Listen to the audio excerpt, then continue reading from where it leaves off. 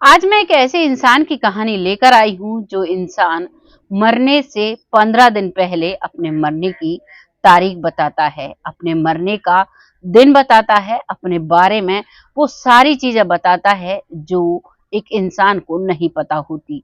अपने लिए शमशान घाट की भूमि को सफाई करने के लिए बोलता है, अपने पूरे घर में सफाई करवाता है। आखिर कैसे एक व्यक्ति को ये चीजें पता चली, कैसे कैसे परिवार का रिएक्शन साथ था, कैसे कैसे परिवार ने इन चीजों को फेस किया, ये सभी जानेंगे कहानी में आगे। नमस्कार, मैं महक चौधरी आज आपके सामने फिर से एक सच्ची कहानी लेकर आई हूँ। इस सच्ची कहानी में हरियाणा का जिला पानीपत की ये कहानी है। पानीपत में एक परिवार रहता है, काफी बड़ा परिवार है, और जो परिवार का मुखिया है उसका नाम है ओम प्रकाश, जो कि रिटायर्ड फौजी हैं और अपनी जिंदगी को बहुत ही शान शौकत से जी रहे हैं।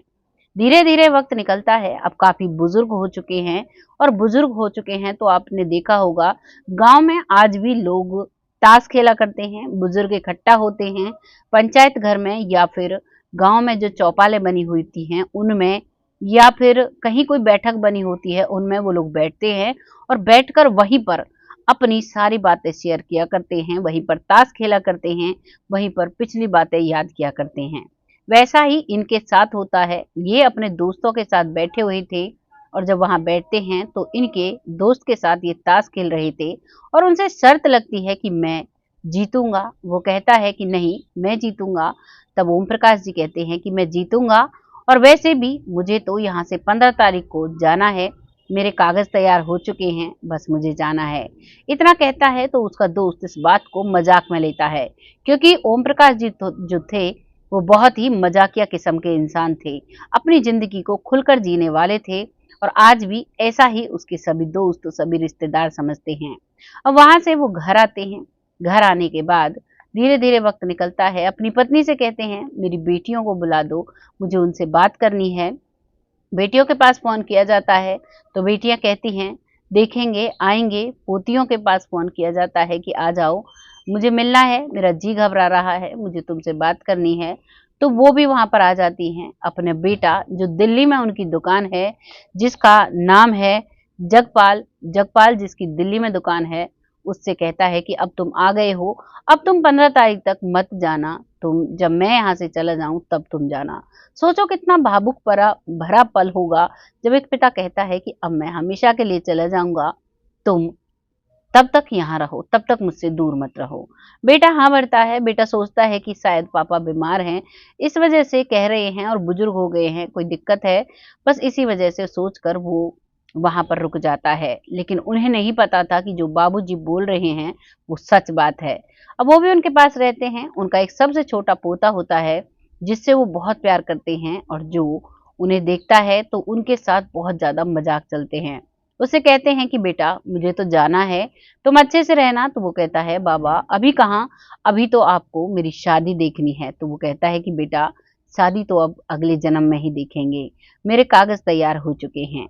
और अब वक्त आता है 12 अगस्त, 15 अगस्त को वो इस दुनिया से जाते हैं, 12 अगस्त को वो टहल रहे थे, तभी शमशान घाट के पास से निकलते हैं। तो जो शमशान घाट को साफ करने वाला व्यक्ति था उससे कहता है कि भाई 15 तारीख को मैं यहाँ आ रहा हूँ, तो तुम इसे अच्छे से साफ सफाई कर देना। वो इस बात को सुनते हैं और कहते हैं आप क्यों मजाक करते हो। और वो कहते हैं कि मजाक नहीं है, लेकिन फिर भी वो जो सफाई कर्मी है वो अपने मन में इस बात को मजाक समझता है। उसका नाम होता है हरिराम, जो कहता है कि वाकई में उन्होंने मुझसे बोला था और मैं इस बात को मजाक में समझ गया, और वो वहां से आ जाता है। वो कहता है कि जाना तो मुझे है। फिर उनके घर पर एक व्यापारी आता है जो उनकी भैंस को खरीदने के लिए आता है। उससे भी बाती बातें चल रही थी, तो उससे कहता है कि वो कहता है कि अगर भैंस सही नहीं निकलती है तो मैं वापस आऊंगा। इस बात पर वो कहता है कि आना है तो 15 तारीख तक आ जाना, क्योंकि 15 की शाम को मैं चला जाऊंगा। मेरे 2 फाइल बन चुकी हैं, अब एक लास्ट फाइल बननी है, मुझे ऊपर जाना है। अब वो इस बात को सुनता है तो वो भी मजाक समझता है, कहता है कि बाबा ऐसी बात क्यों करते हो। वो व्यक्ति उस समय चला जाता है, और वो दिन था 14 अगस्त का। लेकिन जब वो 14 अगस्त को जाता है तो उससे कहा जाता है कि मेरे अभी कागज बने नहीं हैं, मतलब एक फाइल रह गई है जिस पर साइन नहीं हुए हैं। वो चला जाता है। उसके बाद वो खुद बैठा बैठा बातें कह रहा था अपने बेटे से कि ये ऊपर वाले डिपार्टमेंट वाले मुझे झूठा साबित करेंगे। मुझे तो वहां पर जाना है और उन्होंने अभी तक मेरी फाइल को आगे नहीं भेजा है। कुछ समय होता है, उसके बाद कहता है कि चलो काम तो हो गया है, अब मुझे 15 तारीख को जाना है। बेटा कहता है कि ऐसा क्या हुआ है? तो वो कहता है कि जो मेरी तीसरी फाइल लगी थी वो भी पूरी हो चुकी है। इत्तेफाक से जो वो व्यापारी था वो भी 15 तारीख की सुबह सुबह उनके घर आता है और कहता है, अरे बाबा क्या हुआ, आपकी तो फाइल बन रही थी। तो वो कहता है कि मेरी फाइल बन चुकी है और साइन भी हो चुकी है, आज शाम तक मैं चला जाऊंगा। वो इस बात को सुनकर अभी भी ऐसे ही सोच रहा था। सभी ऐसे सोचते हैं, लेकिन किसी को भी नहीं पता था कि उस वक्त, जिस वक्त का इसने समय बताया है, इसने बताया था 7 बजे के बाद मैं इस दुनिया से चला जाऊंगा। और वाकई में 7:45 बजे वो इस दुनिया से चले जाते हैं। जब वो इस दुनिया से जाते हैं उससे कुछ देर पहले उसके बेटे को एहसास हो चुका था कि अब बाबूजी नहीं रहेंगे, क्योंकि डॉक्टर को बुलाया गया था और डॉक्टर ने उसका लगातार बीपी चेक किया था।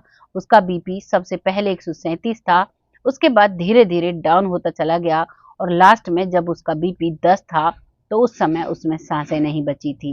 ये थी कहानी एक फौजी, एक रिटायर्ड फौजी ओम प्रकाश की, जिसने अपने मरने से 15 दिन पहले अपनी सारी बातें बता दी।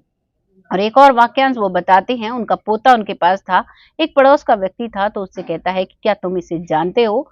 तो पोता हंसता है, क्यों नहीं जानूंगा, पड़ोस के चाचा जी हैं। तो वो कहता है कि इसको ध्यान रखना, इसको भूल मत जाना।